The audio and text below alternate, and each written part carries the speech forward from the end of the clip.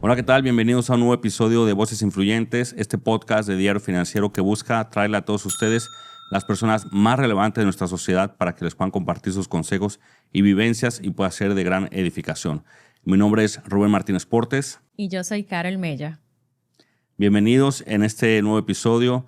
Y hoy realmente estoy muy contento por la persona que me ha tocado entrevistar, una persona que admiro, que amo, que ha sido parte muy importante en mi vida por lo que ha significado en mi desarrollo de los valores y lo que creo hoy en día firmemente que es en nuestro Señor Jesucristo, y es Braulio Portes, Pastor Braulio Portes, mi querido abuelo. Bienvenido, don Braulio. Muchas gracias, estoy muy feliz de estar con ustedes. Nunca pensé que iba a estar entrevistado por un nieto tan inteligente como este y preparado. Muchas gracias, abuelito. Realmente es un honor para mí. Los que son cercanos a mí saben lo mucho que lo admiro y que su vida es de mucho ejemplo y de un gran impacto para todas las personas que lo conocemos. Y es por eso que hemos decidido tenerlo hoy aquí en este podcast, para que podamos conocer cuál ha sido su trayectoria, en la cual ha sido en dos áreas sumamente importantes. La primera, que es la más importante, el caminar en Cristo, pero también su vida profesional, con lo cual queremos empezar más o menos por ahí. Que nos expliques y que la gente te conozca quién eres, dónde naciste y cuál fue tu trayectoria, tus estudios. Bueno, soy vegano. Los veganos somos buenos todos, dicen. Soy vegano. Me crié parte en Jarabacoa, pero la mayor parte en La Vega hasta los 15 años. Ahí me di cuenta que si no salía de La Vega me moría de hambre.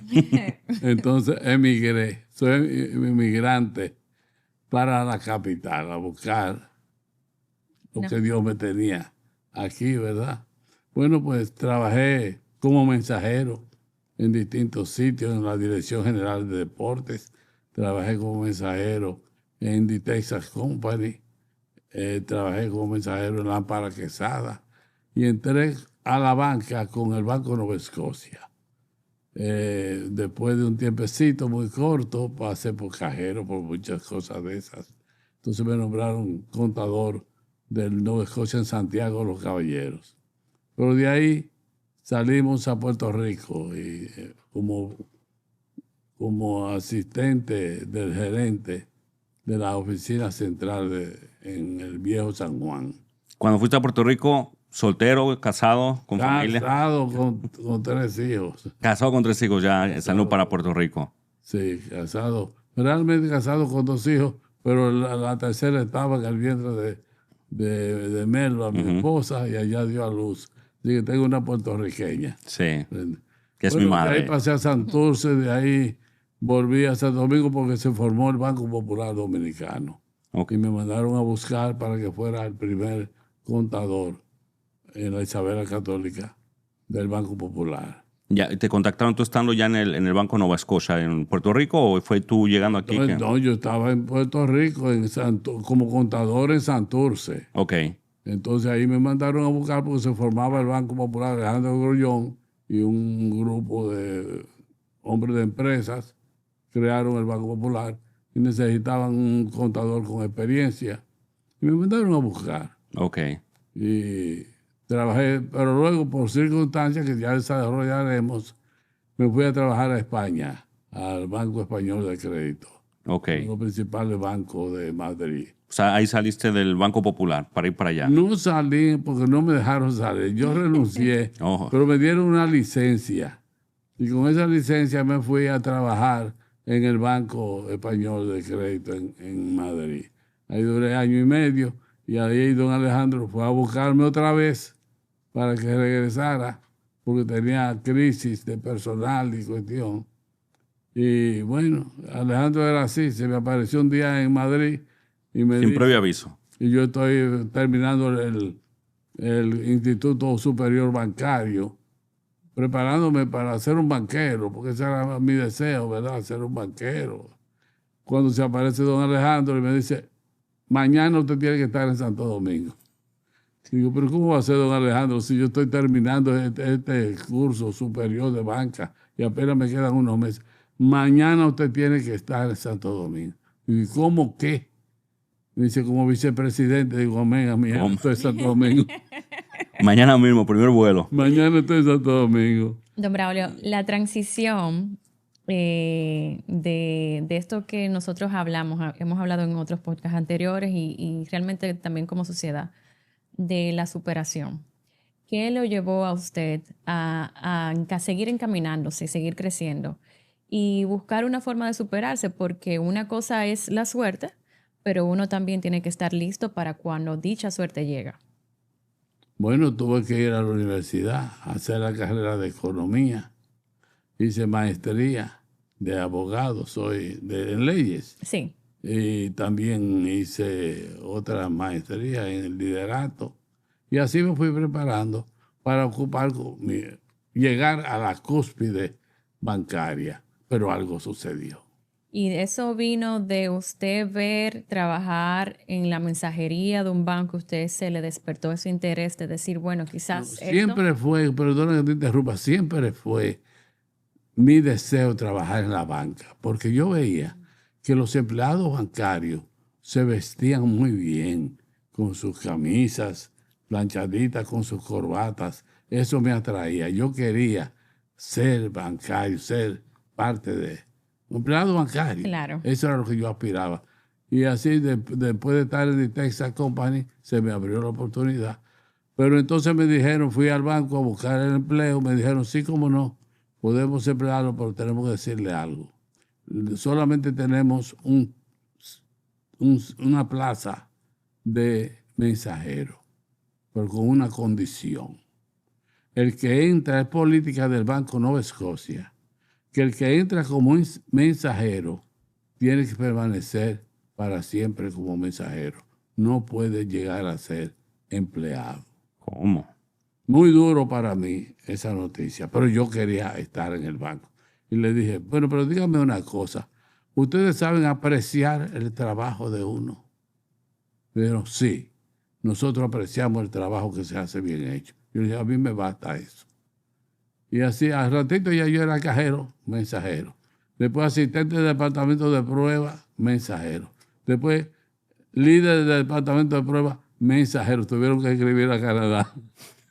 Escribir, señores, no podemos seguir con este mensajero que ya es jefe de personal aquí. Jefe de personal, claro. Jefe de personal, jefe del departamento de prueba, que es el segundo departamento grande del banco. No podemos seguir con él como mensajero. Claro. A partir de ahí comenzaron a llegar, me cambiaron, ya era oficial.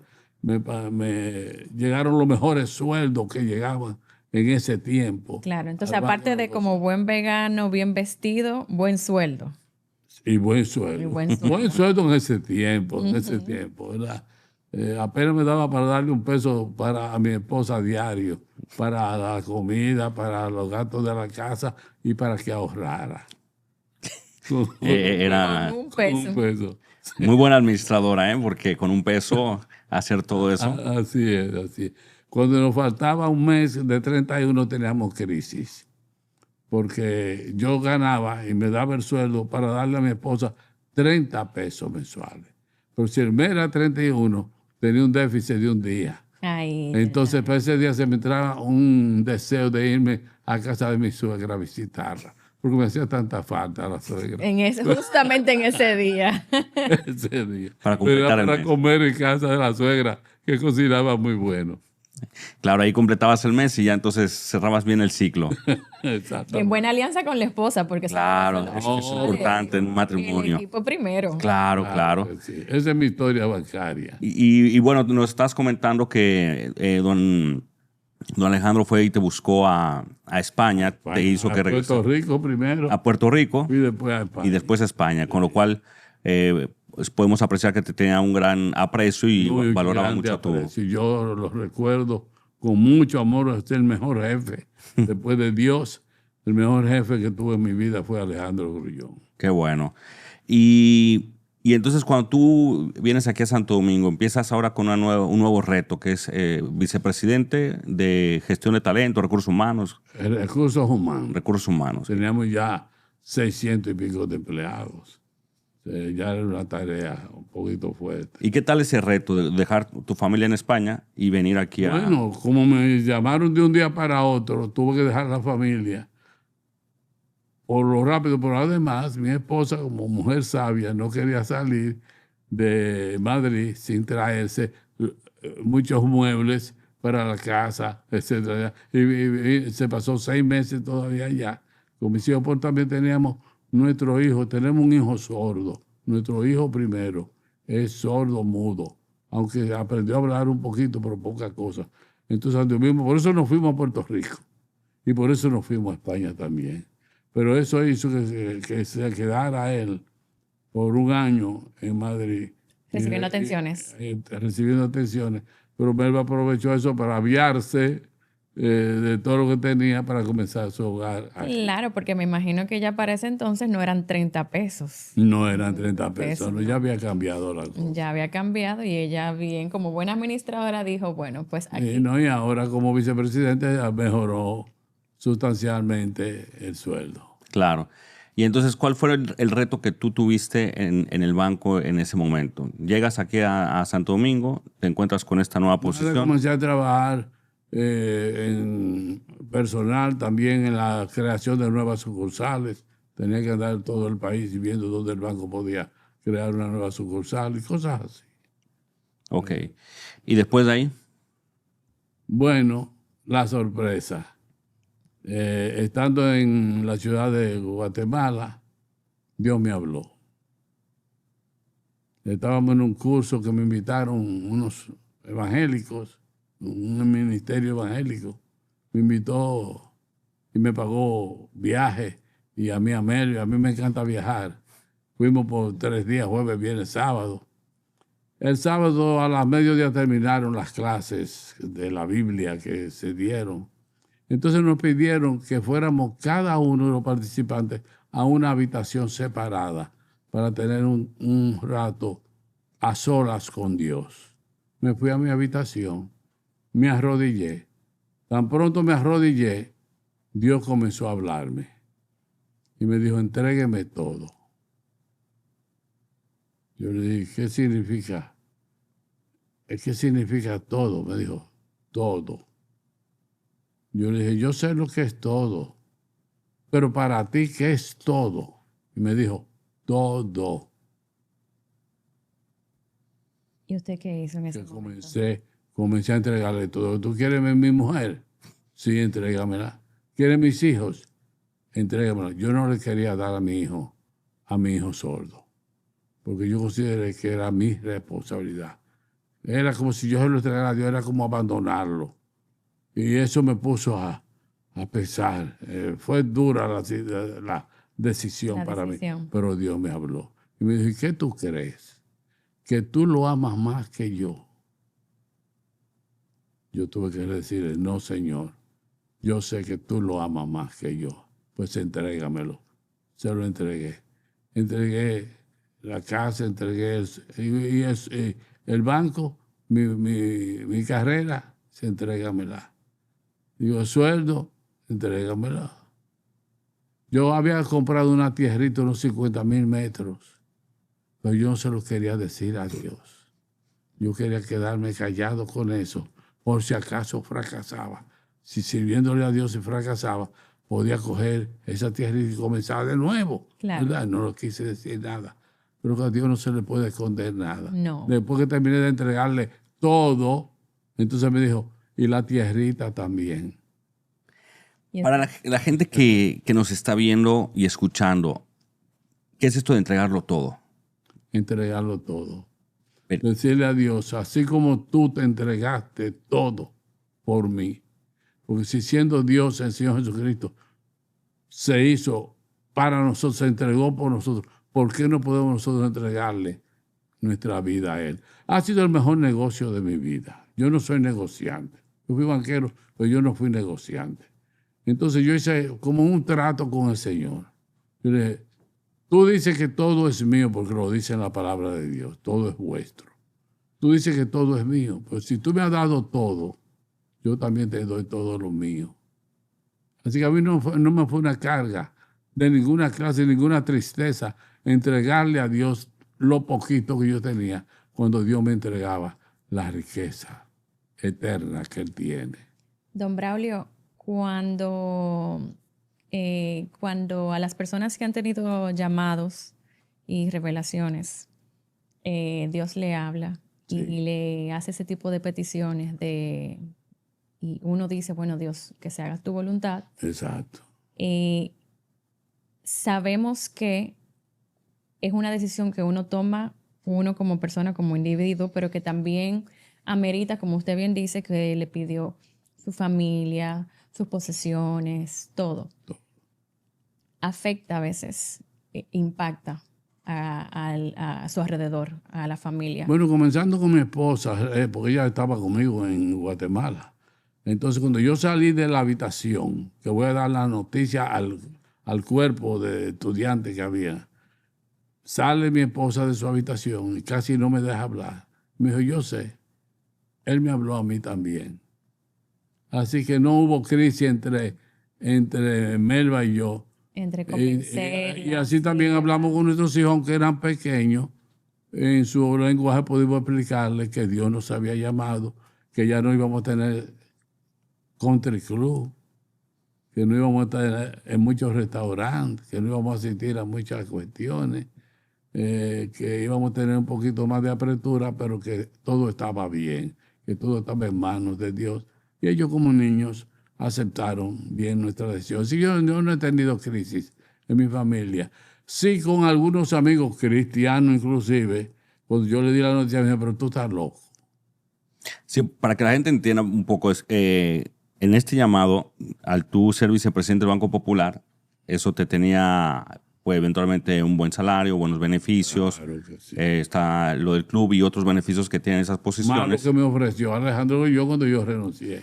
Porque no podía esperar que yo le renunciara. ¿Cómo fue ese proceso de tú decirle, voy a renunciar porque ya no quiero ser banquero, quiero dedicar mi vida al Señor? Él fue muy duro. No, dime lo que tú quieres. ¿Qué es que tú necesitas? Tú necesitas un carro, tú necesitas más sueldo. Dime lo que tú necesitas. Me dije, no. Es que estos son llamados de Dios. ¿Entiendes? Entonces me pregunta, Braulio, ¿y de qué tú vas a comer? Yo le dije, de lo mismo que usted come. Dice, no, yo como del banco. Yo le dije, no, señor, usted no come del banco, usted come de Dios. Porque Dios es que le da la vida y le da también la comida.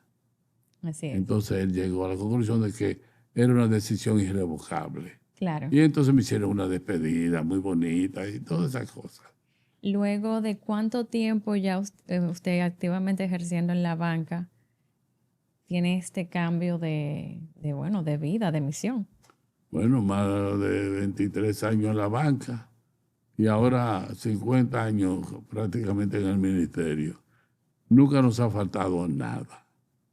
El Señor ha provisto a nuestra vida. Hemos pasado momentos difíciles, pero cuando han venido esos momentos difíciles, hemos ido al Señor. Señor, mira, necesitamos esto. Y el Señor es el Dios vivo que escucha y responde la oración. Así es. Amén.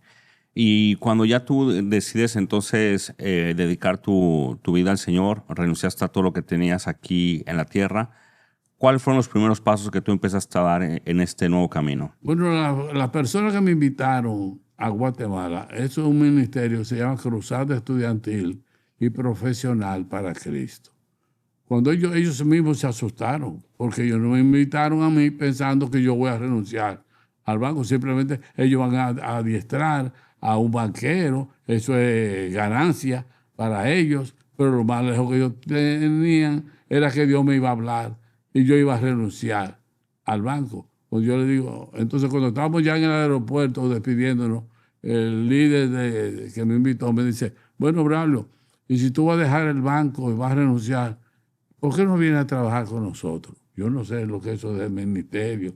Yo conocía de iglesia, yo me crié en la iglesia evangélica, pero de ministerio y cosas yo no conocía nada. Pero me dice, ¿por qué no vienes a trabajar con nosotros? Bueno, porque me va a faltar a mí ahora el trabajo. Digo, sí, ¿cómo no? Me dijo, pues mira, cuando tú salgas ya que tienes que dedicarle un mes al banco para que te busquen tu sustituto, ¿verdad? Cuando tú termines ya con el banco, te mandamos un pasaje y viene a México para darte el primer adiestramiento. Y así comenzó. Eso fue enero 1 de 1977. En el 77, México, que es de ahí donde... Hace 48 años. 48 años. Fueron tus inicios y México, bueno, eventualmente de ahí era mi padre y es donde tú lo conoces. Conocí a tu padre, fue quien me recibió por primera vez en México. Y muchas veces, pues yo viajé muchas veces a México.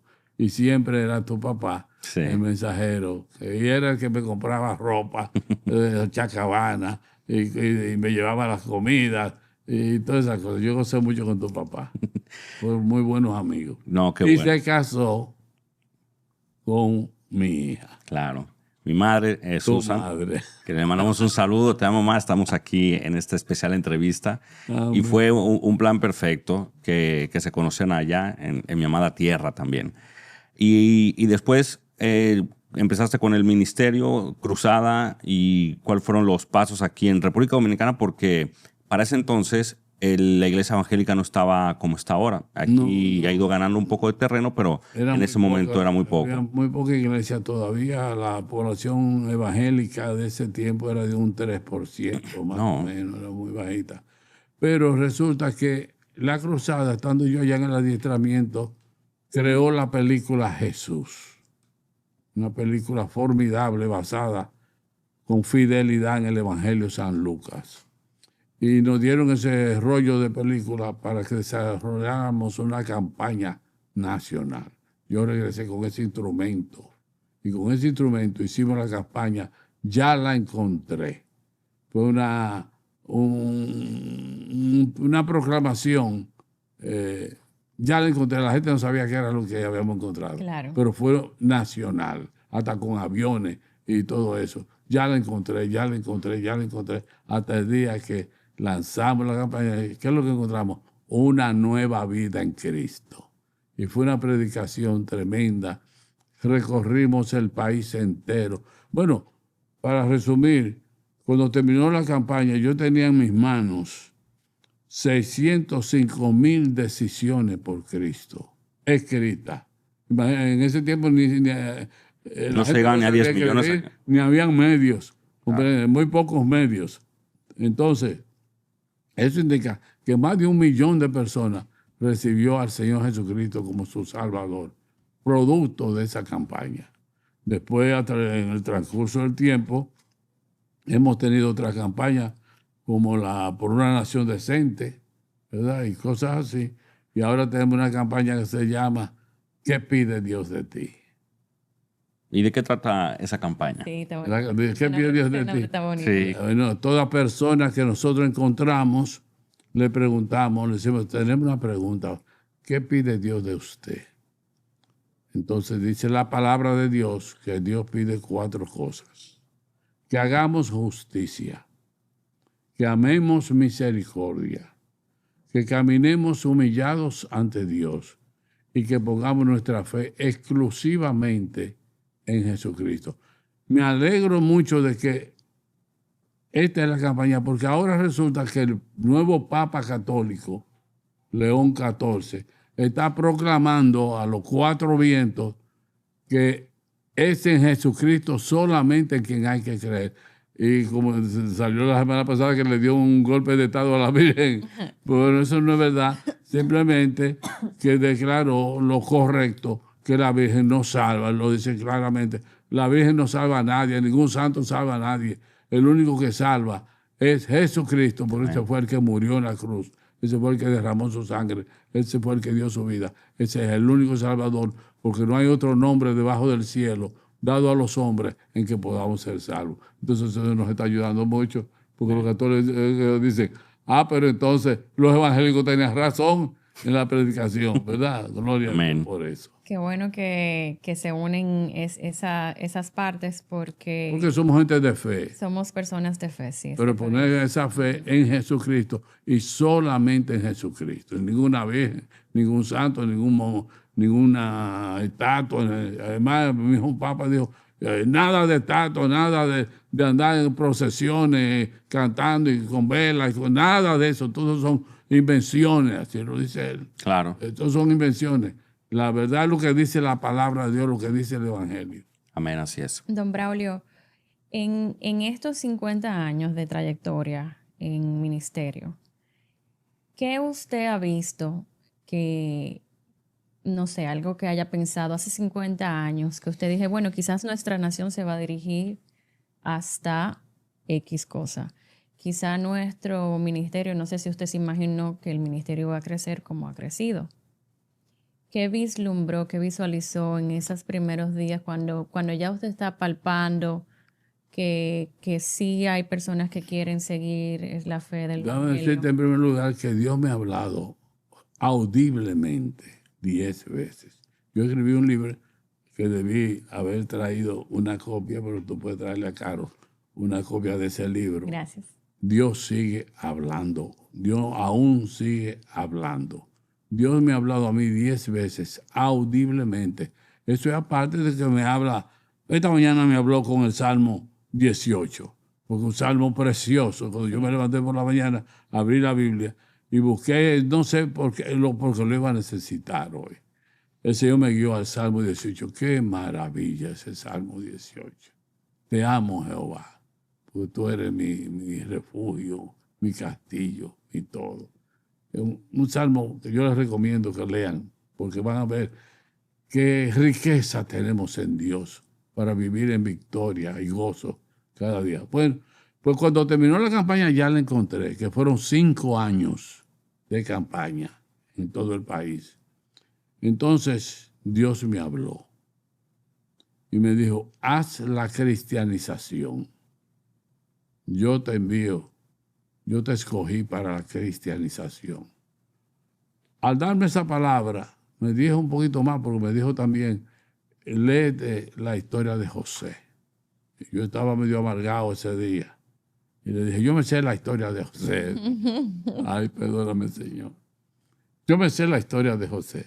Pero el Señor es tan paciente, me dijo, sí, está bien, pero léela otra vez. Y volví a leerla para ver que Josué era un poco ingenuo y yo también era ingenuo. Porque cada vez que Dios me hacía un milagro, yo lo proclamaba a los 4 vientos.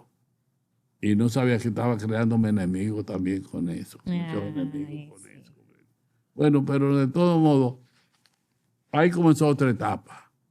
La etapa de la cristianización. ¿Qué es la cristianización? La cristianización sencillamente es el decreto de Dios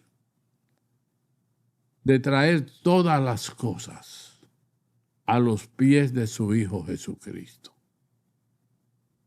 Para que cuando su Hijo Jesucristo, como Rey de Reyes y Señor de Señores, tenga todas las cosas sujetas a Él, entonces Él, con todas las cosas sujetas a Él, le entregue todo al Padre. Para que Dios, Padre, Hijo, Espíritu Santo, sea todo en todos. Esa es la cristianización. Esa es la cristianización. Y esa visión que Dios ha implantado en su pueblo, que está en la palabra, tú la tienes y fundaste aquí lo que es entonces un movimiento. Creé el movimiento de cristianización nacional. Y comenzamos a plantar iglesias. Y no hemos crecido mucho en plantación de iglesias porque realmente lo que hemos estado haciendo es proclamando el mensaje de la cristianización. Y eso hay que hacerlo con más énfasis. Cada día tengo que hacerlo y espero antes de morirme que llegue, esa es mi esperanza, que este pueblo entienda que hay una cosa que se llama cristianización, que obliga a que todos debemos obedecer al Señor Jesucristo, que todos debemos humillarnos solamente ante el Señor Jesucristo, humillarnos ante Él y servirle a Él, porque Él dio su vida por nosotros, para darnos salvación y vida eterna. Porque Dios está preparando el reino de su Hijo, y Jesucristo y el Espíritu Santo están trabajando los tres en la preparación de este reino. ¿Entiendes? Pero ese reino luego va a pasar ya perfectamente al Padre, para que el Padre, Hijo y Espíritu Santo sea Dios, que es uno solo.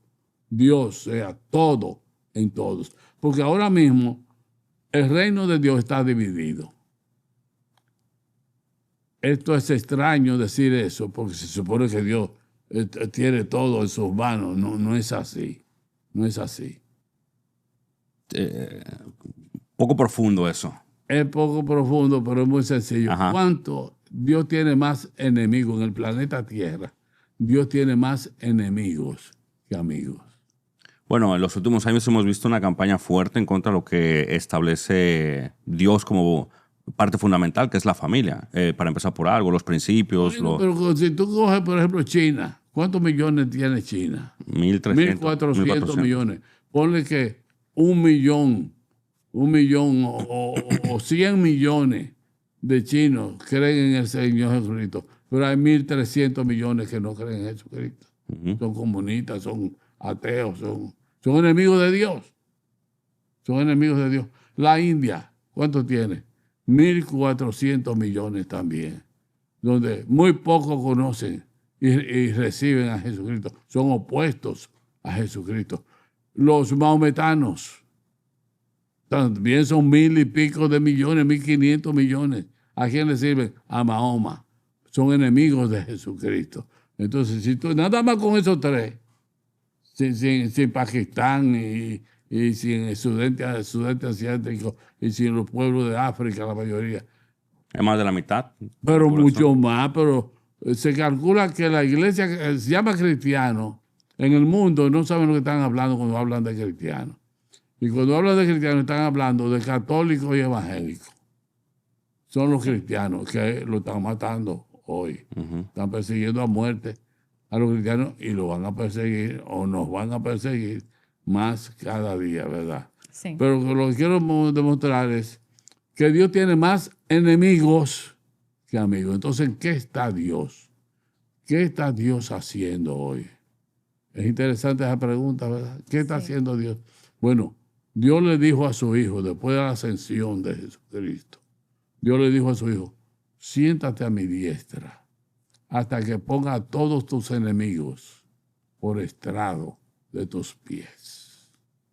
Entonces Dios está trabajando en eso, en traer todo lo que son contrarios a Jesucristo, opuestos al Rey de Reyes y Señor de Señores, que es Jehová de los ejércitos.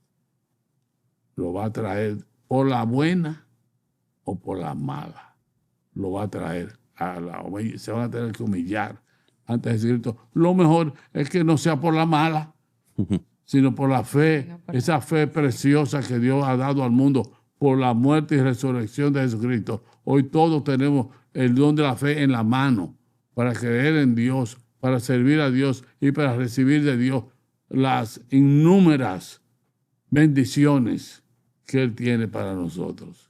En esa misma línea, hablando de los desafíos que ha tenido, bueno, que se tienen hoy en día, ¿cuáles desafíos usted ha tenido como líder religioso? Desafío. Tú sabes que tenemos 3 enemigos. Todos seres humanos. Tiene 3 enemigos y es bueno que el pueblo sepa eso. Porque a veces se crean más enemigos todavía. Pero tiene 3 enemigos básicos. Uno es la carne.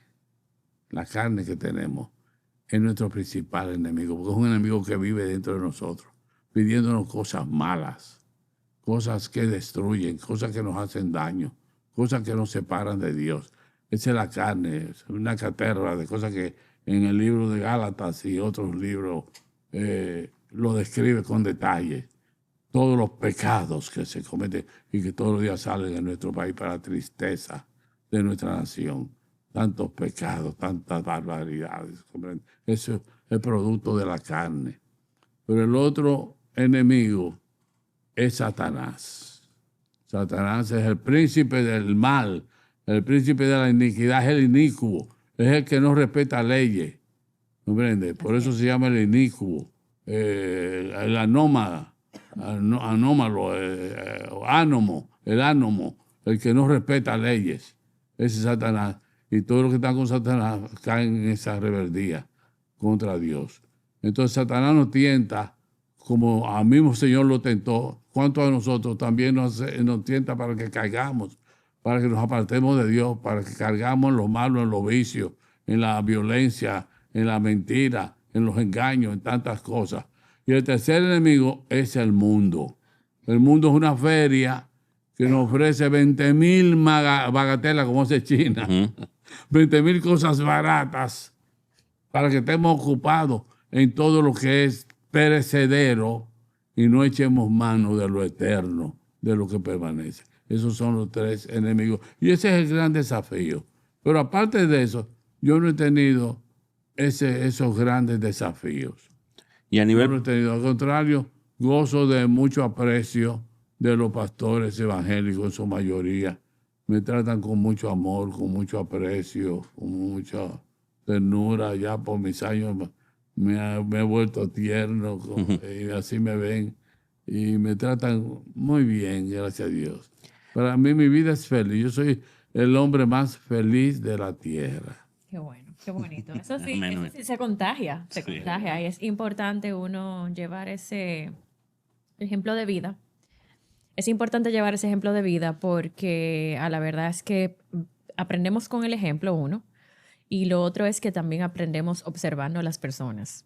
Eso es la misma situación en las casas. Cuando vemos a los papás tomando ciertas decisiones, ciertas acciones, uno trata de, ¿qué hacemos nosotros como hijos? Copiarlos. Así es. Así es. Entonces, lo que vemos, tratamos de hacerlo nuestro, ¿no? Y adaptarlos a nuestro modus viviendo, nuestro estilo de vida y nuestra personalidad. Y un poco con la pregunta que había hecho Carol. Nuestro país, gracias a Dios, goza, digamos que del privilegio, que hasta lo dice en su propia bandera de Dios, primero, ¿no? O sea, Dios, patria y libertad. Pero a veces se cuestiona mucho si un cristiano entra en el ámbito político o no. Yo cuando he tenido ciertos temas así, yo he dicho, bueno, pero es que en la palabra tú ves el ejemplo de José, el ejemplo de David, el ejemplo de Daniel, pero hoy en día vemos muy pocos, digamos que cristianos en el ámbito político o social. ¿A qué tú crees que se deba eso y si tú consideras que es propicio que un cristiano incursione en la política? No, yo no creo que es ningún pecado incursionar en la política, ni en ningún trabajo. La política es un trabajo, y un trabajo digno, porque es el trabajo de organizar la nación y conducir la nación correctamente. Lo malo es que vamos a la política y vamos con otros fines, no con los fines de servir al pueblo realmente, sino de servirnos del pueblo, y ahí está el fracaso. Entonces, cuando tú andas buscando lo tuyo, no importa cómo sea, echarle mano a la riqueza, a la fama, a lo que sea, entonces cae en todo tipo de pecado. ¿Y tú crees que eso, que falten, digamos que cristianos en la política, ha sido una debilidad de las iglesias o es porque... Sí, las iglesias son opuestas no tanto ya. Cada vez se están abriendo más a que hermanos participen. Por ejemplo, mis votos últimamente han sido para Oesi Chávez, la última para Carlos Peña, que son hermanos que se han dedicado a la política. Chávez es el diputado y Peña fue candidato presidencial y sigue trabajando por la política con mucho deseo de llegar a presidente, ojalá llegara. Eso está cambiando, pero sí hay que ir a la política y a cualquier profesión sana. No hay barrera para el cristiano para trabajar en lo que sea, siempre y cuando Dios sea lo primero, honrar a Dios sea lo primero y el Señor sea el jefe de su vida, no lo otro. No puede sustituir a Dios ni con política, ni con cargo, ni con nombramiento, ni con negocio, ni con dinero, con nada de esto. Todo eso es idolatría. Todo lo que sustituya a Dios en la vida es idolatría y eso está condenado. Dios no acepta eso. Dios no tiene otro Dios al lado para compartir la gloria. Dios no comparte su gloria con nadie. Dios es Dios. Es el que dirige el universo entero. Es el Dios de la vida, es el Dios de la muerte, es el Dios de todo. Y lo correcto es que nosotros sirvamos a Dios, no importa. Usted es maestro, sírvale como maestro. Usted da clase en la universidad, dé clase en la universidad, pero honre a Dios donde usted está como profesor, o usted es político, hágalo, o usted es militar, honre a Dios. ¿Cuántos militares honran a Dios? Aquí no lo vemos tanto por nuestras tradiciones católicas, etcétera.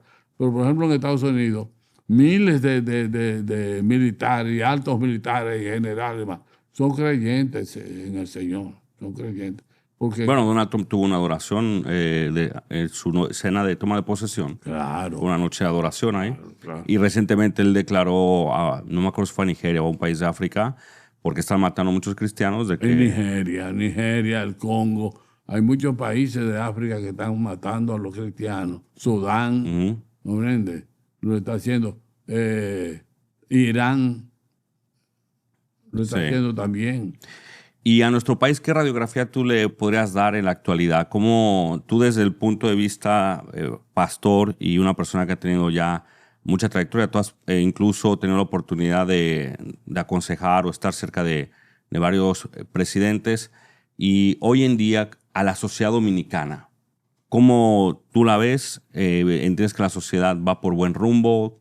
¿Qué nos hace falta? No va por buen rumbo. ¿Por qué? No va por buen rumbo. Nuestra nación está muy corrompida. Muy corrompida. Todo lo que oímos de nuestra nación, aparte de los hoteles y zona franca, ¿verdad? El turismo, que es una nueva línea productiva de dólares. Pero aparte de eso, hay mucho dolor en el pueblo. Hay mucha tristeza en el pueblo. ¿Por qué? Porque lo que Dios pide de ti no se cumple. Yo le he hablado con el presidente, con nuestro presidente Luis, ¿verdad?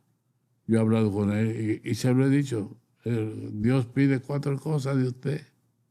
¿Cuáles son? Él tomó, o yo le dije eso, él tomó lápiz y papel para anotar. Lo primero es que haga justicia. Segundo, que ames misericordia. Tercero, que camine humillado ante Dios. Y 4, que ponga su fe exclusivamente en Jesucristo. Pero muchas veces vemos que el presidente, claro, él es de ¿cómo se llama el país ese? Libia. No, Líbano. Líbano. Sí. Él es árabe, de origen árabe, libanés, ¿comprende? Entonces prefiere que vengan mexitas al país y que vengan los árabes, porque vienen con muchos millones, con miles de millones a hacer proyectos y cosas. Y hay que tener mucho cuidado con eso. Nosotros tenemos una tradición que es católica, que ha sido muy errática, y por eso que este Papa está haciendo una revolución. Yo no sé dónde va a llegar él, si va a tener éxito o no. Yo no sé dónde va a llegar él, pero el que está haciendo una revolución en la Iglesia Católica la está haciendo. Porque la Iglesia Católica, con sus errores, con todas sus cosas que no son de la palabra de Dios, que han sido inventos para negocios, etcétera, ha perjudicado a este país muy grandemente, muy grandemente.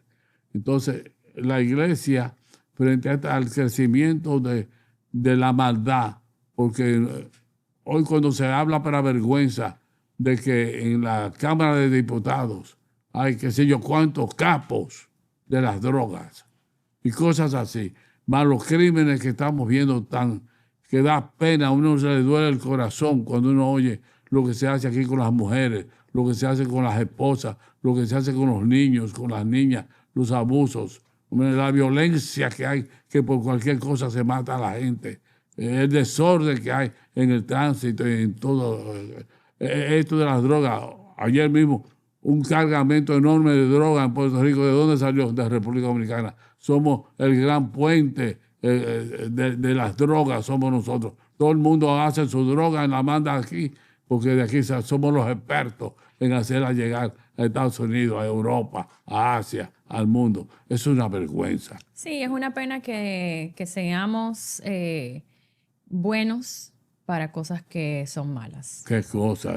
Bueno para hacer la maldad. Para hacer la maldad. Entonces, esa falta de justicia deshonra al pueblo, lo hiere. Pero, por ejemplo, es ahí donde debería entrar la iglesia también, porque entiendo que la iglesia le ha faltado últimamente, porque la iglesia tuvo un gran crecimiento y de repente como que se paró y no ha querido hacer ese trabajo que se hacía. Eso se llama entibiamiento y se llama también apostasía. Cuando nosotros no hacemos lo que sabemos que debemos hacer, estamos apostatando, ¿verdad? La iglesia se ha enfriado. El pecado de la iglesia evangélica consiste en que ha sustituido el mandamiento de Dios con el templo. Nosotros los evangélicos amamos más nuestro templo que a Dios mismo.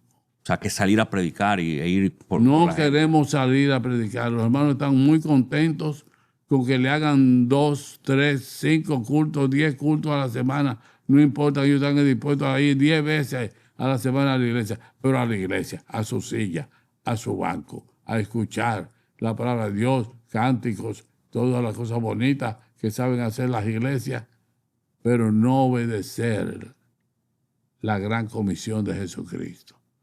Por eso nosotros nos esforzamos en 3 cosas. Son 3 cosas y con esas 3 cosas llenamos el corazón de Dios. ¿Cuáles son esas 3? Esas 3 cosas son, en primer lugar, predicar el evangelio de Jesucristo para salvación a todo aquel que cree. Todo el que cree en Jesucristo es salvo. Dice la palabra de Dios que de tal manera amó Dios al mundo que ha dado a su Hijo unigénito para que todo aquel que en él cree no se pierda, mas tenga vida eterna. El que cree en el Hijo es salvo, no es condenado. Pero el que no cree en el Hijo ya está condenado. Entonces tenemos nosotros que ser duros en la predicación del evangelio para que la gente entienda que es tan fácil ser salvo, que es tan fácil cambiar de vida, que es tan fácil abrir el corazón y decirle a Jesucristo: yo te recibo como mi Salvador y mi Señor. Él dice: yo estoy a la puerta y llamo. Si alguno oye mi voz y abre la puerta, yo entraré a él y cenaré con él y él conmigo. Las ofertas de Dios son tan grandes, tan hermosas, que hay que predicar ese evangelio. Es un evangelio de amor, es un evangelio de esperanza, es un evangelio de comunión con el Dios vivo y verdadero. Eso es lo primero que nosotros defendemos y tenemos que hacer, y se está haciendo muy poco. Lo segundo es el cumplimiento de la gran comisión. Cuando Jesucristo resucitó, reunió a sus discípulos cuando ya se iba, reunió a sus discípulos y le dijo: toda potestad me es dada en el cielo y en la tierra y en el cielo. Por tanto, y le dio 5 mandamientos, que se llama la gran comisión. Salgan, o sea, vayan, id. Es el primer mandamiento, id. Para eso hay que salir del templo, para eso hay que salir al barrio, a buscar a los perdidos, a darle el evangelio para que se le haga la luz y crean, pero no pueden, si no oyen la palabra de Dios, no van a creer. ¿Qué van a creer si no oyen la palabra de Dios? Tienen que oír la palabra de Dios y para eso hay que salir a darle la palabra de Dios. Segundo, lo primero es salir. Segundo, darle el evangelio, predicar el evangelio. Tercero, hacer discípulos. Esos discípulos, bautizarlos y luego enseñarle a todos los cristianos a obedecer los mandamientos del Señor Jesucristo. A obedecer. Porque Jesucristo no solamente es el Salvador, Él es el Rey de Reyes y Señor de Señores. Entonces, eso es lo segundo, es cumplir la gran comisión. La mayoría de las iglesias no están cumpliendo la gran comisión. Y van a tener problemas con Jesucristo. Porque Jesucristo, a los que no obedezcan, y van a tener problemas con Él, porque Él le va a decir: yo no lo conozco a ustedes. No lo conozco a ustedes. Porque ustedes me decían Señor, Señor, pero no hacían lo que yo mandé. Entonces tenemos esos 5 mandamientos, que son la gran comisión, y que hay que cumplirlos. Y lo tercero es dar a conocer al pueblo el plan de Dios. Que ya yo solo dije a ustedes.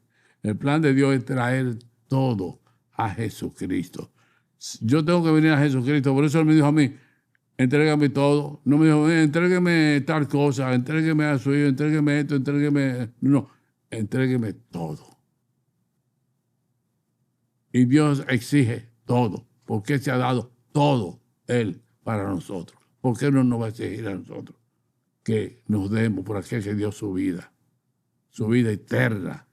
Siendo Dios, se hizo hombre, se humilló, murió, resucitó y vive para nosotros, para interceder para nosotros. Esas tres cosas. Predicar el Evangelio, que también incluye la gran comisión, y la cristianización, llamar al pueblo, a todo el pueblo dominicano, políticos, funcionarios, educadores, militares, todo el mundo, los pobres, los ricos, blancos, negros, todo el mundo, llamarlo a la obediencia de Jesucristo. Jesucristo está en preparación de su reino, pero en ese reino solamente van a entrar aquellos que no dicen yo creo en Jesucristo. No, esto no es un asunto de yo creo, dice la gallina, como dicen los cibaños. La gallina, yo creo. No es yo creo, es yo obedezco. Don Braulio, conversamos hace unos momentos, usted mencionaba sobre la participación de la iglesia en asuntos de sociedad. ¿Qué usted opina o cómo se siente donde hoy en día la familia, como mencionó Rubén, la institución familiar, ¿verdad? Que es donde empieza todo. Desorden en el país. Temas de violencia hacia la mujer, violencia hacia niños, violencia inclusive hasta los ancianos, que son nuestros pilares vulnerables en la sociedad, por así decirlo. ¿Qué usted opina que debería de ser o qué han hecho ustedes para acercar dentro de su ministerio, fortalecer ese vínculo, esa unión de decir a la familia se respeta los hijos, se respetan los ancianos, se respetan las mujeres, porque estamos, como bien mencionamos, totalmente bombardeados. Totalmente. Y desde Naciones Unidas, una pena, que de Naciones Unidas salen todas estas agencias que siembran el desasosiego, que siembran la destrucción de la moral en la familia, en el individuo, en el sistema, en la política, en todo. Es un sistema de mentiras que rodea el mundo y de descomposición. Nuestro país está descompuesto. Nuestro país necesita una revolución moral, una revolución de la familia. La familia deberíamos hacer todos los días, salir a la calle.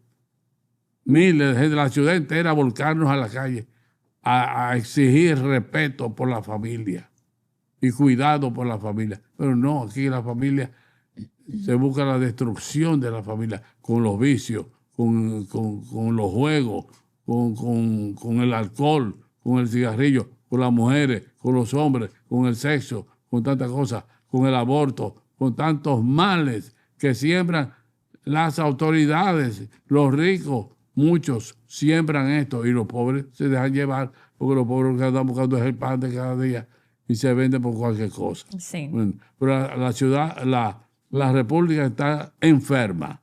Nuestro país está enfermo. Y la iglesia tiene el derecho y el deber de sanar más que a esta deber. nación. Correcto. El Señor vino a predicar el Evangelio, pero también vino a sanar. Y vino a liberar a los endemoniados, a liberar a los caídos, a sanar a todos los enfermos, al cojo que salte, al ciego que vea. El poder de Dios está disponible para quien le sirve al Señor.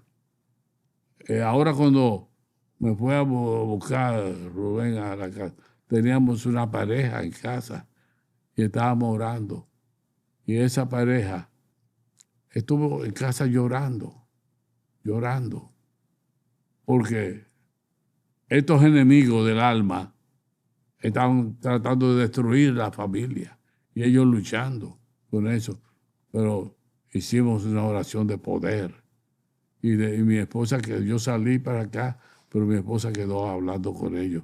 Sabemos que van a ser liberados, sí, van a ser sanados y pronto van a estar en gran gozo de una gran victoria que Dios le va a dar porque se han humillado Claro. ante Dios. Y esa humillación tiene que darse en este pueblo, pero hay que predicarla y hay que vivirla. Familia, he escuchado que dicen por ahí que familia que ora unida permanece Permanece unida, pues natural. Permanece Porque el Señor dijo, crean en el Señor Jesucristo y serás salvo tú y tu casa. Sí, Entonces hoy tenemos muchos hogares donde hay un cristiano, pero ese cristiano no testifica, no habla del Señor, tiene la boca cerrada y se le están perdiendo la esposa o el esposo, se le están perdiendo los hijos, se le están perdiendo los familiares y no realizan que esa gente va para el infierno, van para la perdición por falta de que nosotros demos la palabra. correcto. ¿Comprende? Don Braulio, a pesar de sus décadas de experiencia, nosotros estamos casi finalizando. Tenemos muchas preguntas que quisiéramos hacerle, pero vamos Pero tráigame aquí todos los días. definitivamente. Va a tener que haber un episodio 2, claro que sí. Vamos a tener Sí, un porque episodio 2. faltan muchas cosas realmente. O sea, un paréntesis rápido. O sea, yo que conozco eventualmente a mi abuelo, lo que él ha contado aquí no es ni el 10% de lo que él puede contar. Por eso mismo, entonces, dado a esto, para empezar a finalizar, le quiero hacer 3 preguntas rápidas. No te preocupes. Yo sé, ya usted me dijo que no Tú le me tiene conte- miedo. Tú me preguntas rápido y yo te contesto despacio. ¿Qué llamado haría hoy a las familias dominicanas? A humillarse. Humillarse. Hay dos cosas que se necesitan para la vida, para el triunfo de la vida. Uno es la fe y otro es la humillación. Tenemos que reconocer nuestros pecados y confesarlos. Pero no solamente confesarlo, sino apartarnos de ellos. Confesarlo para ser perdonados. Porque dice, si decimos que no tenemos pecado, somos mentirosos, dice la palabra de Dios, y es verdad. Si decimos, Señor, yo no soy pecador, usted sí es pecador, quizás mucho más de lo que usted piensa, usted es pecador. Pero dice, pero si tenemos algún pecado, el Señor, si confesamos nuestros pecados, el Señor es fiel y justo para perdonar nuestros pecados y limpiarnos de toda maldad. Mira, cuando nosotros invocamos el nombre del Señor, recibimos al Señor Jesucristo como nuestro Salvador, nuestro Señor, se produce un cambio, una limpieza total del templo de nuestro cuerpo, porque nuestro cuerpo es un templo, pero nosotros permitimos que la vagabundería esté en el templo. ¿Usted te acuerdas cuando el Señor visitó el templo en Jerusalén? ¿Te acuerdas, Carlos, lo que él hizo en el templo de Jerusalén? Cuénteme, recapitúleme. Agarró un fuerte y limpió el templo de todo lo que estaban vendiendo animales, haciendo negocio en el templo, haciendo vagabundería en el templo. Y dice, ustedes han convertido mi casa, que es una casa de oración, y ustedes la han convertido en una cueva de ladrones. En cualquier isla. Todos nosotros somos y debemos ser un templo de Dios, porque ese es el plan de Dios. Jesucristo dijo, yo me voy, pero ustedes no se van a quedar solos, porque yo les voy a mandar el Espíritu Santo para que esté con ustedes y les aconseje. Yo les voy a mandar otro consolador que habite en ustedes, con ustedes y en ustedes. Entonces nosotros tenemos el privilegio de tener el Espíritu Santo, que es Dios, que es la vida de Jesucristo, dentro de nosotros, para que nuestro templo esté limpio. Y desde aquí, entonces, con esa limpieza, podemos comunicar lo que Dios ha hecho con nosotros, comunicárselo a la familia. Hoy estamos llenos de esto, de aparatos de grabación, ¿verdad? Estamos llenos de las redes, están cubriendo el mundo y cubren nuestro país. Bueno, esas redes, en vez de hablar tantos disparates y tantas mentiras y tantas cosas que dañan la nación, deberían estar todos predicando, llamando al pueblo al arrepentimiento. Estamos en el final de los tiempos. Si ustedes leen las noticias y los YouTube que se están publicando diariamente, nos están diciendo que estamos en el fin de esta generación del mundo. Estamos en el tiempo del fin de esta humanidad. Y en esa misma línea, ¿qué mensaje le dejaría a las incertidumbres que tenemos nosotros los jóvenes? O sea, ¿qué usted nos dejaría a nosotros como mensaje, como consejo para que llevemos? Ya sabemos que es importante la fe, obedecer a Dios, humillarnos ante Dios. Que creen el hábito también de ir a la iglesia, porque ¿dónde van a escuchar la palabra de Dios? Lo correcto es que escuchen la palabra de Dios en la calle, Sí. en la calle, en las oficinas, en todas partes, porque la iglesia salga a dar la palabra. Pero si la iglesia no sale, bueno, el camino que tenemos es venir nosotros a la iglesia. Claro. Ya que la iglesia no quiere salir, vamos nosotros a la iglesia para escuchar. Porque va a llegar el momento en que la gente va a andar detrás de este libro y no lo va a encontrar. Va a andar detrás de que le hablen. Van a venir cosas tan grandes sobre el mundo que la gente entonces como va a despertar y van a querer que le hablen de Dios, que le digan lo que deben hacer, qué es lo que tienen que hacer para salvarse de todo lo que está aconteciendo. Y no va a haber quien le diga, porque se ha ido, la iglesia se va. ¿Cómo usted ve nuestra República Dominicana en 10 años en la perspectiva espiritual? Bueno, si la República Dominicana no cambia, si nosotros no conseguimos un presidente que sea un ejemplo de moral y que entienda que su función como presidente no es estar inaugurando cositas, una escalera, un hoyito, una cuestión, es cumplir las leyes y hacerlas cumplir. Para eso se crea un presidente, para que cumpla la ley y para que la haga, exija el cumplimiento de la ley. Y eso es lo que necesita este país. Orden, necesita justicia y necesita misericordia, porque, mira todo lo que pasó con la tormenta esta que ni pasó por aquí, nos tiró un poco de agua y viento y un desastre que se gastaron 120 mil millones de pesos y que todo eso se le va a arreglar. ¿Será verdad que lo van a arreglar? La gente es desesperada. No han pasado por aquí. Nos dicen, hace 20 años que nos están diciendo que nos van a arreglar esta calle. Hace 40 años que nos prometieron hacer un puente aquí y no lo hacen. O sea, no hay misericordia con el pueblo y el pueblo sigue siendo pobre. Pobre en lo material y pobre en lo espiritual. Sí. La iglesia tiene que ver primero con lo espiritual. Sanar el pueblo con la palabra de Dios, sanarlo y traerlo a la comunión con Dios, donde va a tener resueltos sus problemas. Y Dios va a hacer un cambio. Dios ama esta nación. Dios ama esta nación como quizás, bueno, no voy a decir más que Israel, porque Israel es el pueblo especial de Dios, nación especial de Dios. Pero cuando el Señor decidió hacer un nuevo mundo, comenzó por aquí. La tierra que pisó fue esta, donde está la República Dominicana. Y es donde se trajo por primera vez el Evangelio fue aquí. Así. Y donde se oró por primera vez fue aquí. Y donde se predicó la palabra de Dios por primera vez en el nuevo mundo fue aquí. Y desde aquí se gobernó el nuevo mundo. Y Dios tiene un amor. Dios ha dotado esta tierra de todo lo bueno.